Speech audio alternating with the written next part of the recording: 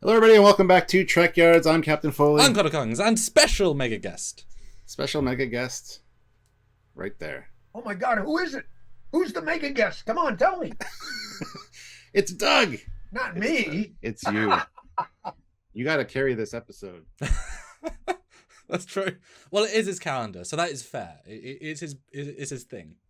Yeah, yeah. So today we're going to be talking to you about the Ships of the Line calendar. As you guys know, Trekyards loves ships, and we've been doing ship content for 8 years now. And the Ships of the Line calendar, I've got all of them. But no, we want to talk about the Ships of the Line calendar because I'm sure a lot of people are curious as to how that kind of comes about or how it gets made. And briefly, there was a time when there wasn't New Trek. The calendar was the entire time. It always came out every year. It's been a bastion. I mean, how many people have not known a time without it? So it's a real staple of the community, and that's Doug Drexler right there. It's a thread that ran through some of the most tumultuous years. I mean, I know that I've been involved with it over 20 years. Wow. Which is absolutely nuts. It may be the longest running Star Trek publication. I sometimes get complaints from people because it's landscape. They want it to be the other way so they could have a calendar. And I'm like, you guys are missing the point. This really isn't a calendar.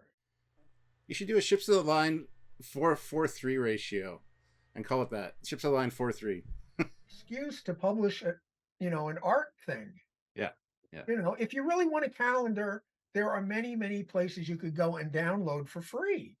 Stuff you could print out if you need a calendar that bad, and you could just hang it right underneath. Yeah. But oh my God, can you imagine if we changed the format the other way and that now the art was this square on the top?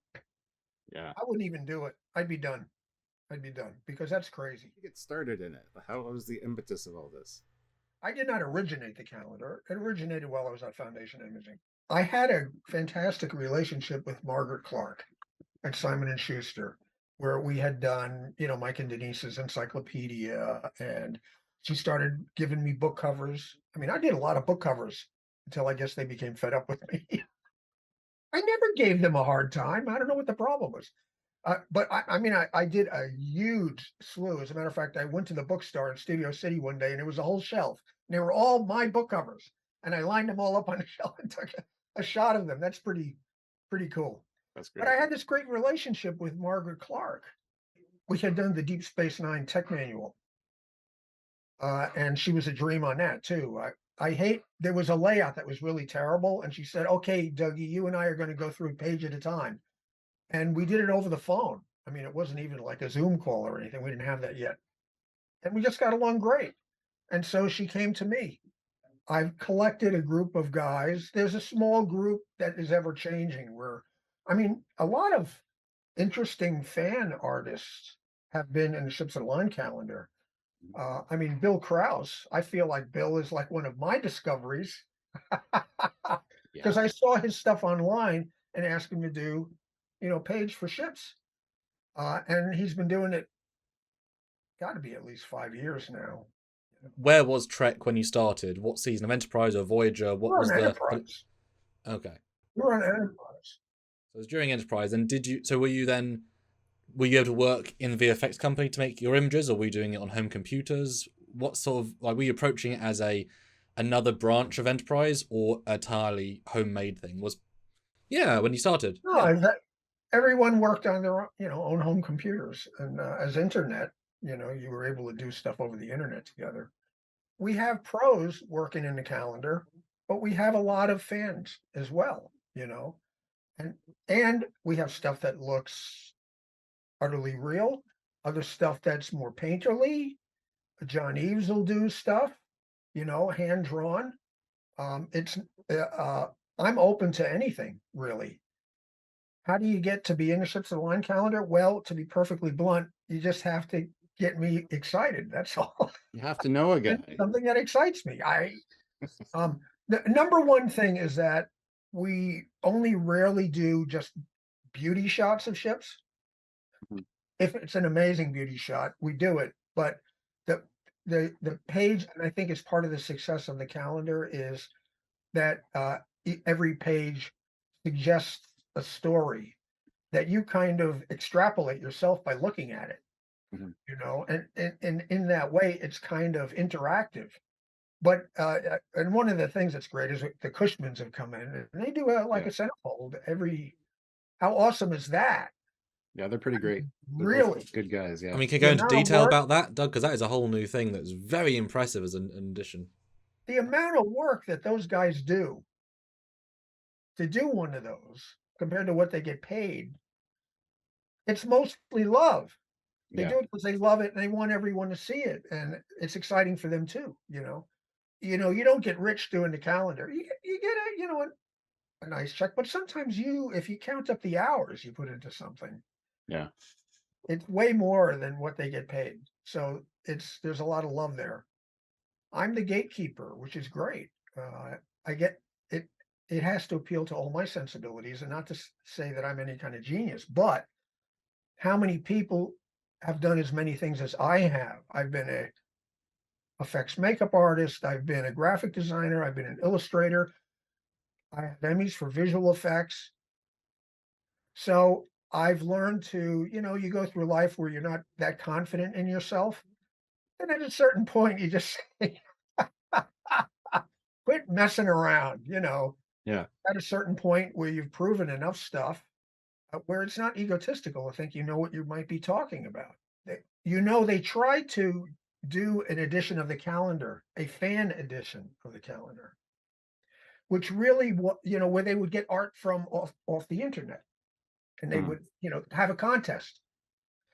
And to me, that was them looking for a way to do the calendar without having to have me and my artists, you know. Instead, you have people who are drooling to be in there, and you don't, that'll never happen again. I guarantee you. I was one of the judges. People sent in all kinds of stuff. Not much of it, the people who really should have, I somehow didn't find out about it. And there were so many people who cheated and took art from other places and submitted it as their own. One person submitted something I did, Oh wow. you know.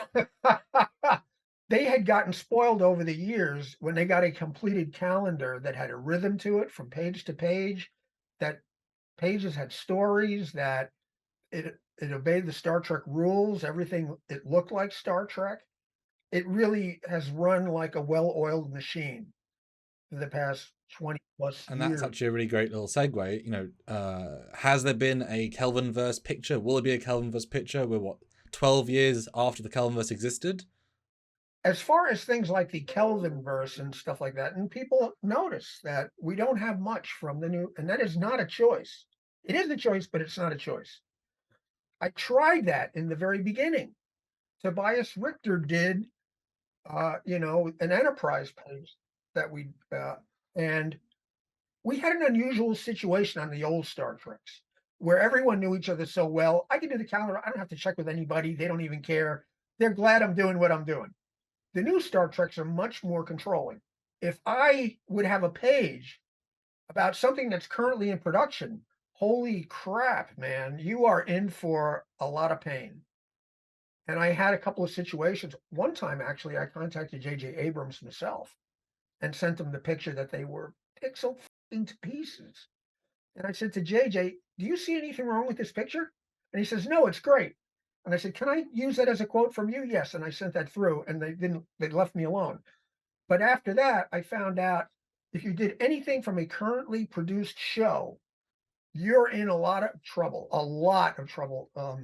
But we had a page done last year by one of our terrific guys, DM Phoenix, who's amazing. He did a lower decks page, and it was fantastic. The problem is that he had 4 of the characters in it, and I thought he did a good job, but they had a different idea about that. It's like when you do something on a book cover and Riker's in it. Frakes has approval of the image of him. Having characters became a really thorny thing, and we ended up not using the page. I still have it, but it's really. We have a page in the upcoming one of the Cerritos that Matt Boardman did. Exclusive! Lower Decks coming! So that'll be I've watched Matt, really develop. He's one of my discoveries. So was Trekyards, just He for the was like record. the Trekyards. He was like living in Michigan or something like that, around there. Yeah, he was. And I was doing the Drex files, and there were people who just kind of bubbled to the surface, whether it be their sense of humor or their commentary, that they could talk about things without fighting. What a rare thing. And Matt was one of those guys. Yeah. That's also where I discovered Deg. They had already been doing work via the internet, little pieces here and there. And then I invited them to come out and be on Blood and Chrome. And I got to hand it to them. They both just jumped up and came. Now, speaking of submissions and unused ones, how many do each artist submit for the calendar? And Well, what does happen to the rejected ones? Because I'd love a book of rejected ships. there of the aren't that line many rejected pictures. ones. There have only been a couple. Okay. So there's only 12 images a year, but how many do you start with? It's very rarely ever more than one run at it. Really? Yeah, I mean, I've been working with these guys for a long time, and I also selected them because I have great faith in them. I know that if they have an idea, they're going to do something better than I could have thought of. That's what I want. I want to see things I couldn't have done. And almost I can only think of 2 or 3 times artists sent something. I was like, what? Do you suggest changes at all, or is that Very rarely, very rarely. I might suggest a change in composition, or maybe you need some more work here as far as surface plating. We don't do ND plating designs, that looks like baloney. It has to look up like it operates. Yeah. I see a lot of that. I've heard that there's even a program now that does machine like surface texture on spaceships, and it looks like it. You want people to take that thing apart in their head. That's half the fun. So if you're only really getting 12, maybe 13 images a year, then do you give them a, hey guys, it's the next year's calendar, here's a theme? Or are they just saying, this year I wanted an Excelsior shot, and they hand you an Excelsior shot? Because that seems almost too smooth a process. We had thought about a theme, but you're going to get somebody who it doesn't interest them that much. I just found that we've had more success with letting them live their dream out. What are you excited about? What is it you want to see? These, there's some pretty amazing stuff has been done. Really beautiful work by people who just utterly love it to death. There's nothing about this is just a job to any of Yeah. these guys. And you said next year's calendar is already done, so it's done just like wrapped up, a year in advance kind of thing.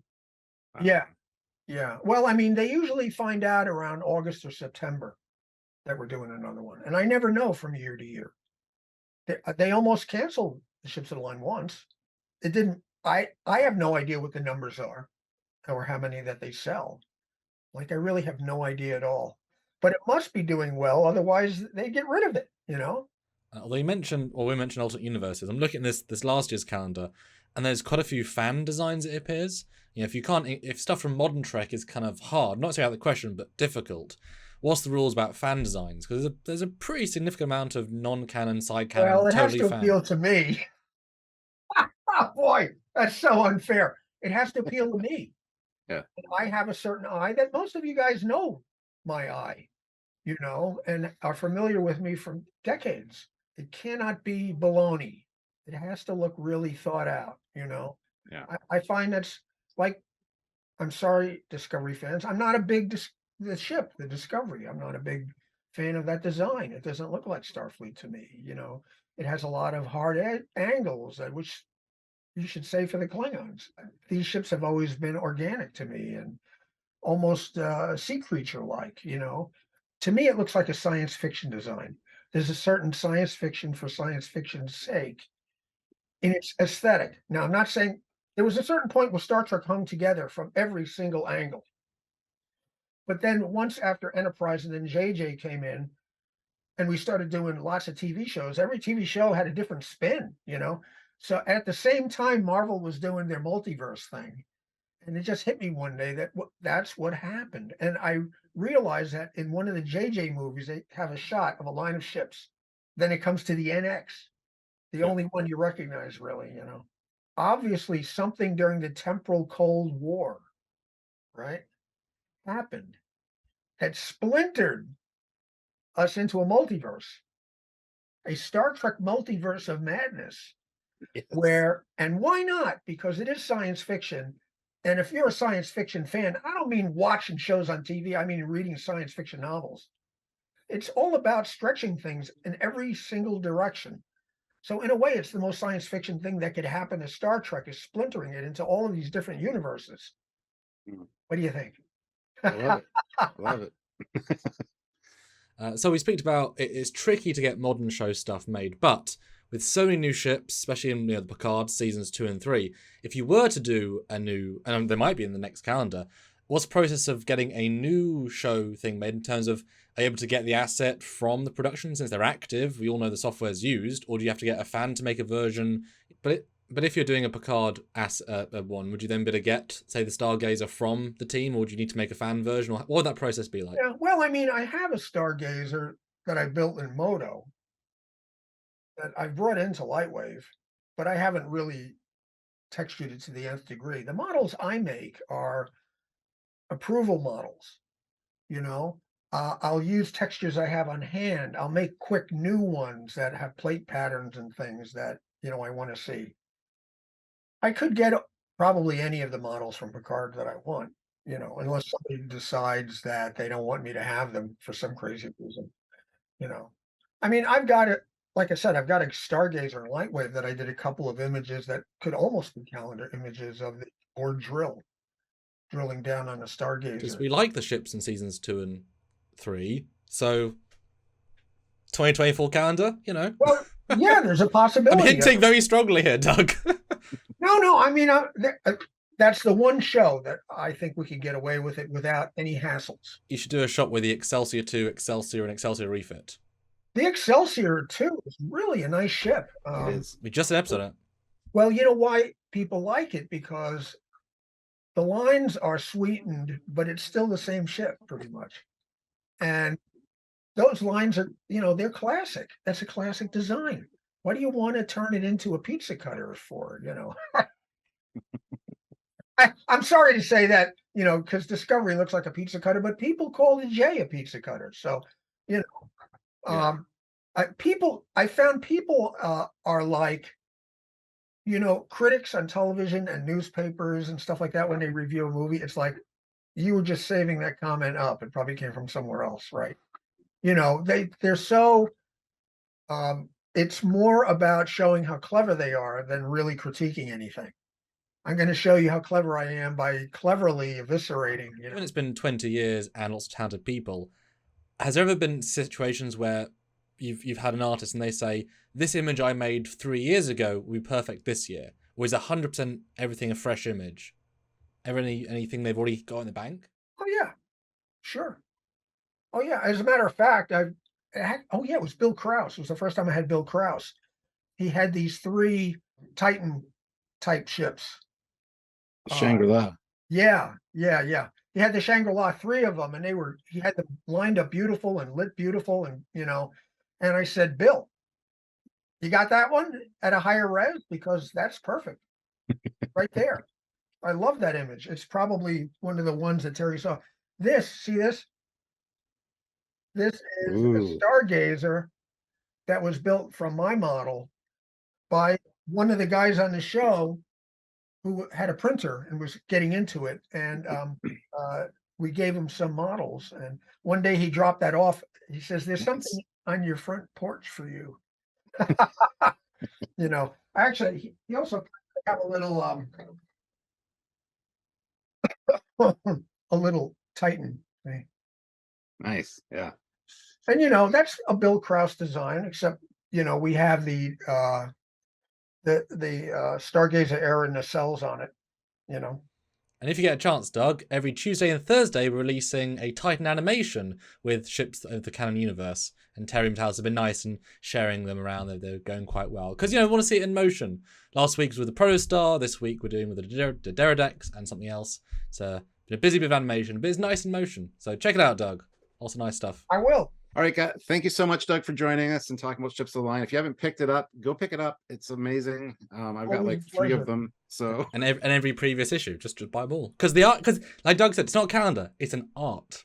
Yeah, it's an art. It's an art It's also folio. books. It's also art books we've got. We don't need got that mine for a signed. calendar. Calendar was just a clever excuse to do this. yeah. So thank you, Doug, for joining us yet again. I'm sure you'll be back to talk about more things, maybe season 3 of Picard. Oh, I'd love to talk Spoilers. about that. And we'll see you guys next time. So until then, he is Commander Cocking. He's Captain Foley, and guest is the amazing Doug Drexler. That guy. Bye, guys. Bye, everybody.